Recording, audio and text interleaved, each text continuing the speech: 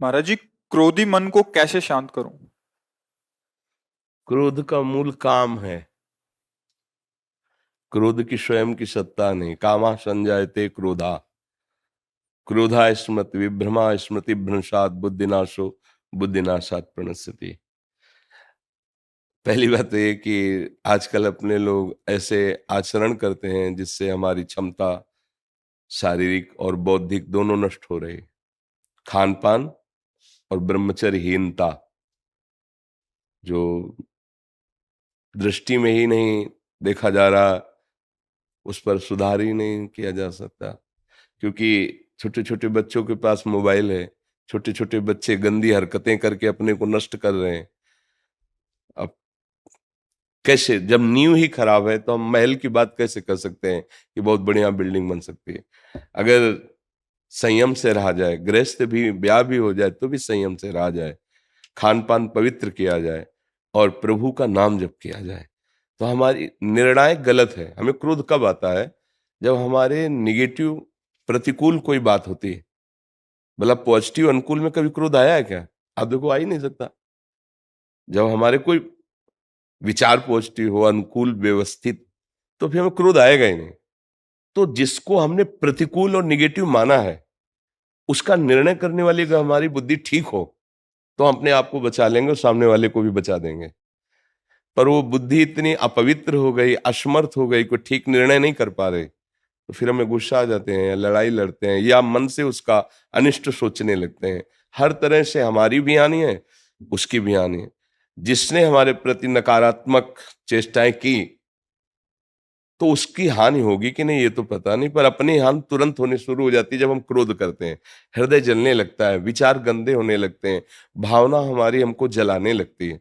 इसलिए ना तो उसके लिए ठीक है और ना अपने लिए ठीक है। तो इसको मिटाना ही हमारे लिए कर्तव्य है। और ये पवित्र बुद्धि विवेक के द्वारा मिटाया जा सकता, दूसरी कोई दवा नहीं। विवेक के द्वारा, अगर विवेक हो जाए तो बात बन जाए। विवेक होने के लिए सत्संग में विवेक प्रकट होता है, पर उसको धारण करने की भी तो क्षमता होनी चाहिए। बिन सत्संग विवेक ना हुई, सत्संग से विवेक होगा, पर वो विवेक धारण तभी होगा जब बुद्धि पवित्र हो। बुद्धि पवित्र तभी होगी जब आहार पवित्र हो, संग पवित्र हो, आचरण पवित्र हो, विचार तभी हमारे पवित्र होंगे ना। अब हम कैसे बताएं? गंदे भोजन करना, मनमानी आचरण करना, गंदे दृश्य देखना, गंदा व्यवहार करना, गंदा विचार रखना, अब कैसे सुधारो, कैसे सुधारो? क्योंकि नींव गड़बड़ हो रही। अपने जितनी भी नई पीढ़ी है वो गंदे नशों में जा रहे, गंदे आचरणों में जा रहे, गंदे व्यवहारों में जा रहे। वो ब्रह्मचर्य को कुछ समझ ही नहीं रहे हैं, उसको एक खिलवाड़ समझ रहे हैं, मनोरंजन समझ रहे हैं। क्षमता अध्यात्म की तब आवे ना जब थोड़ा संयम होना। अब जैसे कोई आ कहता है हमें भगवान की अनुभूति कराओ तो माने, यार पूरा जीवन हो गया उन्हीं की अनुभूति के लिए तो चले हैं। ये जितने महात्मा हैं ऐसी अनुभूति हो जाती है कि ये करवाओ, ये कोई ये थोड़ी कि थोड़ा टेस्ट करवाओ तब हम चलेंगे। उसके लिए तुम्हारी जबान भी तो ठीक होनी चाहिए। जैसे किसी को वो पीत जो अंदर बनता है बढ़ जाए, पित्त, और उसको मिश्री खाओ तो कड़वी लगेगी, क्योंकि उसकी जबान खराब है। हमारी इंद्रियां मलिन हो चुकी हैं। जैसे राधा नाम सुधा रसम, कह रहे राधा नाम क्या है? बोले अमृत रस है, प्रेमामृत भरा हुआ, पर हमें अच्छा नहीं लग रहा, नहीं वो स्वाद आ रहा। जबान खराब है, हमारी रसेंद्री खराब हो चुकी है, हमारी वाकेंद्री दूषित हो चुकी है। राधा बोलते ही एक अलौकिकता है कि हृदय में एकदम रोमांच होने ज्यादा, तो फिर अश्रु गिरने लगे, विवस्था, प्रेम विवस्था आ जाएगी। जब भरत जी चित्रकूट जा रहे हैं और सिया राम कह के लंबी सांस लेते हैं, पूरा चित्रकूट प्रेममय हो जाता है। महाप्रभु चैतन्य देव, हे प्राणनाथ कृष्ण, जाओ वायुमंडल पूरा कृष्णमय हो जाता। नाम का देखो वो प्रभाव, और एक नाम का कि हमें बिल्कुल अच्छा नहीं लगता, हमारा हृदय द्रवित नहीं होता। तो नाम तो वही है, पर हमारा हृदय बहुत मलिन हो चुका है, इसको ठीक करना होगा। तो थोड़ा ब्रह्मचर्य पर ध्यान दो, आहार शुद्ध रखो, गंदे लोगों का संग न करो और नाम जप करो। तो आपकी बुद्धि में विवेक आने लगेगा, क्षमता आने लगेगी उसको काटने की। काट दिया तो बात बन जाएगी। अब नहीं काटा तो फिर उसको काट दोगे।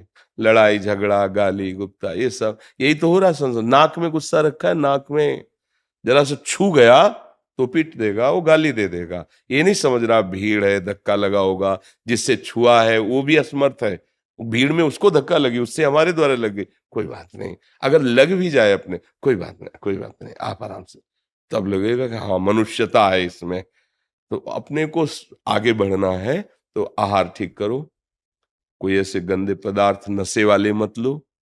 अब जैसे शराब पी ले, फिर सोचे क्रोध ना आवे, शराब पी लेने पर अहम इतना बढ़ जाता है, अब अहंकार बढ़ चुका है, तो सारे दोस्त उसमें बैठे हुए हैं, अब आप जरा से छेड़ दोगे तो फिर लड़ाई झगड़ा शुरू। तो अब वो बुद्धि जिसने शराब पी है, क्या कभी वो ठीक निर्णय कर पाएगी ना पीने पर भी? क्योंकि मलिन तो हो गई ना।